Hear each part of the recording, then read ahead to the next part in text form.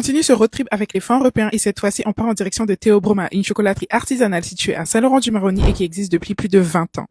Je pense que ça s'est vu à ma tête, mais mes go, je suis pas du tout une go sucrée, gâteaux, les chocolats, tout ça, ce n'est pas vraiment mon délire. Même le Nutella, je supporte pas. Mais mes go, vivre cette immersion, voir de mes propres yeux comment une fève de cacao devient une tablette de chocolat, ça m'a vraiment fait réaliser à quel point la transformation est un art en soi. Personnellement, j'adore le mucilage. Le goût en bouche, il est incroyable. Par contre, je comprends pas pourquoi son goût n'a rien à voir avec le chocolat. Ceci étant dit, je retiens que c'est un fruit plein de vertus, bourré de bienfaits nutritionnels et qui mérite vraiment d'être mis en avant. Ce road trip, c'est aussi ça, mettre en lumière nos trésors locaux et montrer leur potentiel. Par contre, la fève pure comme ça, oh, c'était amer. Quelle expérience! J'ai tout de suite demandé de l'eau. Ce que j'ai trouvé incroyable chez Theobroma, c'est de découvrir tout le processus. On a eu à séparer la coque sèche de la partie intérieure de la fève, le fameux gruet de cacao. C'est cette partie qui concentre toute la saveur et qui servira de base pour le chocolat. Ce qui m'a surpris, c'est les premières machines utilisées au début de la transformation. Elles ont été fabriquées sur mesure avec l'aide de prestataires locaux. C'est vraiment de l'ingéniosité made in Guyane. Une fois le gruet séparé, il est broyé jusqu'à devenir une pâte de cacao, la base de toute leur création. Et c'est aussi pour cela qu'ils proposent les bâtons de cacao purs à la vente. Mais mes go, pour créer du chocolat prêt à la dégustation, il faut y rajouter du sucre de canne et du beurre de cacao. Et c'est exactement là que la magie opère car on se retrouve avec une pâte beaucoup moins granuleuse. En tout cas, ça a pas du tout le même goût en bouche. C'est moins fort, plus appréciable que le cacao. Une fois qu'ils ont la pâte de chocolat, ils créent différentes déclinaisons. Cette première déclinaison n'était pas trop à mon goût. Heureusement que c'était que le début. On est parti s'installer pour découvrir toutes les autres déclinaisons et là, mes go, préparez-vous. Désolé, mais on est trop créatifs en Guyane. Awara, pinda, coco, groseille pays, gingembre, curcuma, même du kambava ou du sel piment. Mais go, qui aurait cru que tout ça pouvait se marier avec du chocolat? Le fait qu'ils réussissent à transformer des saveurs locales en quelque chose d'aussi raffiné, franchement, c'est ingénieux. Grande fan de tout ce qui est fruité, mon petit coup de cœur est le chocolat groseille pays. Puis nous avons noix de coco, un classique. Et mes go, en goûtant toutes ces variétés, je me suis rappelé d'une chose. En Guyane, on a tellement de richesses naturelles qui méritent d'être mises en valeur. Mes go, nous vivons avec des trésors. Pourquoi pas des gommages au maracuja, des brioches au manioc, des barres énergétiques au cacao et aux noix et une huile scintillante corps à base de maripa? Ce sont juste des idées, mais mes go, lancez-vous, nos richesses locales méritent d'être connues et valorisées.